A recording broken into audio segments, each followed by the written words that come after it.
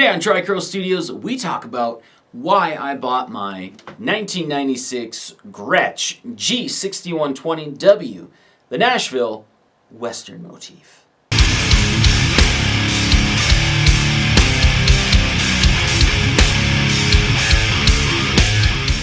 Alright, let's get down to business here. This is basically an excuse for me to make a video with a guitar that I just bought, and I'm very, very excited. I'm very, very happy. Usually I do these videos because I'm excited and I want to use, more of an excuse to use a guitar that I just bought. I'd be lying to you if I said, I've always known the history of Gretsch. I've always loved Gretsch guitars. I've always been interested in them, that's for sure. But I never really knew the history. I know I've watched the 5-watt world video and stuff like that. That's where I got a lot of information. I knew about this guitar probably in the late 90s. I know I saw the inlays and I thought, man, that is over the top, and I probably would buy that because it is over the top. But I know when I was buying my Brian Setzer hot rod, that G6120SH, I watched the 5-watt world video on Gretsch G6120s, and I saw this again. I was like, I remember seeing that guitar.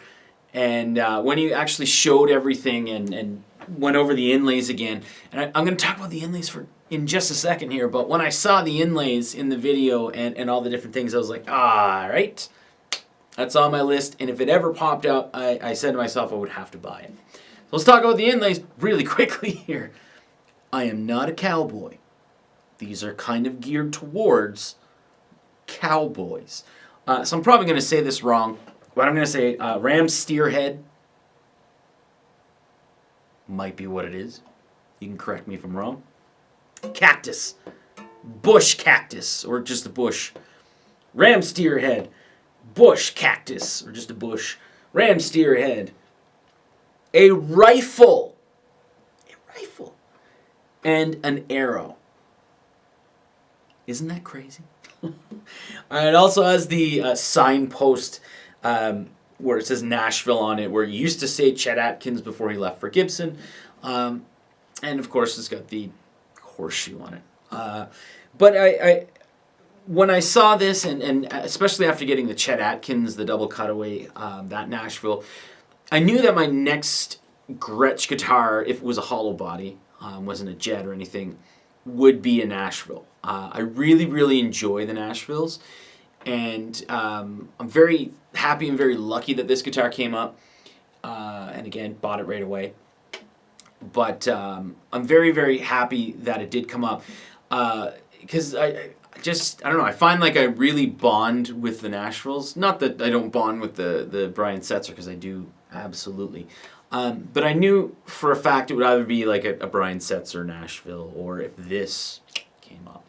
But I do also want to say that I was very lucky to get it, and when I was buying it, I don't know if the guy wanted to sell it, or maybe he was putting on an act. It was an older gentleman, and like when he was showing me everything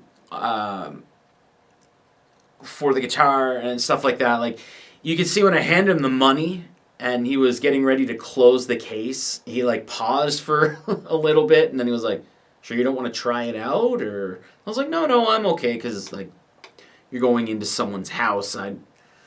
Even if they are offering, you just make sure that it's not like anything wrong with it. But I hate when people, like if I'm selling a guitar or anything like that, people come in and they want to like, "Can I try it with this amp, this amp?" So I'm not that kind of a guy.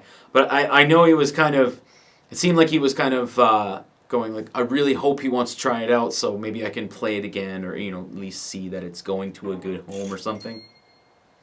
Anyway, here is a sound sample of this guitar.